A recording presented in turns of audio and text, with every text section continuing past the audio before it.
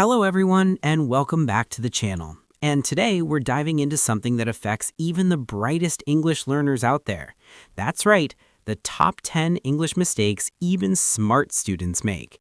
If you're a student, a professional, or just someone polishing your English skills, you've probably tripped over at least one of these sneaky errors. They're not the basic stuff like confusing there and there.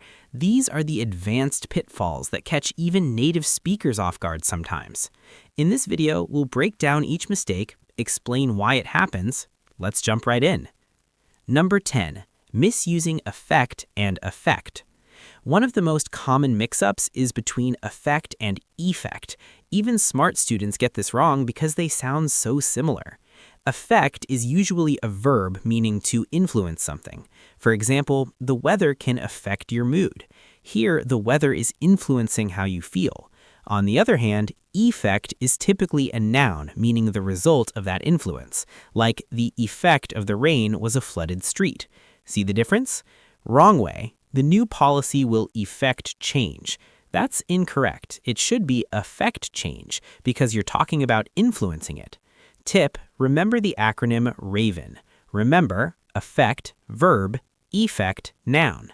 Practice by writing sentences. How does caffeine affect your energy? What are the effects? Over time, it'll become second nature. Number 9. Who versus whom confusion.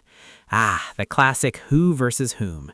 This one feels old school, but it's still tripping up advanced learners.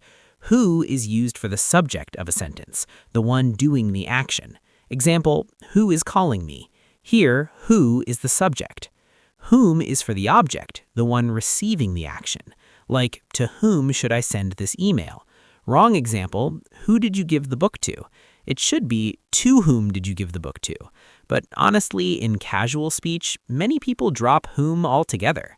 Tip, a quick test. If you can replace it with he, she, they, subject, use who. If it's him, her, them, object, use whom. In formal writing, getting this right shows sophistication. Practice with questions. Who won the award? Whom did they thank? Number 8. Less versus fewer, countable versus uncountable. Smart students often overlook this because it's subtle. Fewer is for countable nouns, things you can number individually. Example, there are fewer apples in the basket now. You can count apples, 1, 2, 3. Less is for mass quantities, like water or time. I have less time than before. Wrong, there are less students in class. Nope, students are countable, so fewer students. Tip, if you can add a number before the noun, 5 apples, use fewer. If not, 5 sands? No, use less. Exceptions exist, like less than 10 miles, but that's distance as a mass. Quiz yourself. Fewer cars or less traffic? Number 7. Its versus its, possession versus contraction. This apostrophe nightmare catches everyone. Its is a contraction for it is or it has. Example, it's raining outside, meaning it is raining. Its shows possession, no apostrophe. The dog wagged its tail. Wrong, the company lost its license. That should be its because it's possession, not it is. Tip, expanded. If it is fits, use its. If not, its. In writing, read aloud. The cat licked it is paw. Sounds wrong, so its paw. Common in essays, so nail this for better grades. Number 6. Lie versus lay, intransitive versus transitive verbs. These verbs are tricky because their past tenses overlap. Lie means to recline and doesn't take an object. Present, I lie down. Past, I lay down yesterday. Confusing, right? Lay means to place something and needs an object. Present, I lay the book on the table. Past, I laid it down. Wrong, I'm going to lay down. If no object, it should be lie down. Tip, remember lay requires something to lay, like an egg. Chart the tenses. Lie, present, lay, past, lain, past participle. Lay, present, laid, past. Practice. The hen lays eggs. I lie in bed.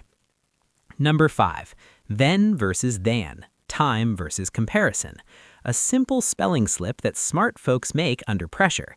Then relates to time or sequence. First, do this, then that. Than is for comparisons. She is taller than him. Wrong, better than nothing. Should be than. This pops up in writing more than speech. Tip, associate then with when, time, than with rather, comparison. Proofread. I'd rather die than quit? No, than quit. Number 4, saying could of instead of could have. This is a phonetic error from hearing could have. Wrong, I could have gone.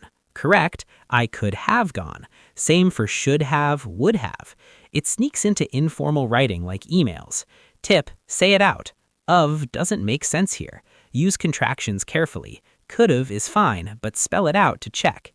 Number 3, using irregardless. Irregardless isn't a standard word, it's regardless. The ear is redundant. Wrong, irregardless of the weather. Correct, regardless.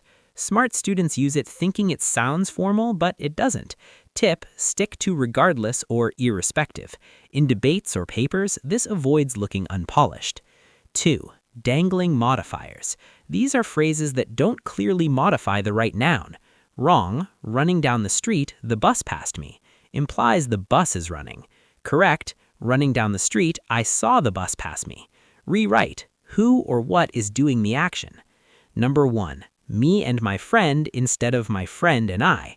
Top spot, subject versus object pronouns. Wrong, me and John went to the store. Correct, John and I went. Test, remove the other person. Me went? No, I went. For objects, give it to John and me, not I. Politeness, others first. Practice in sentences. Well, that was our top 10. Remember, even pros make these, but awareness is key. Which one do you struggle with? Comment below. If this helped, share it. Thanks for watching. See you next time.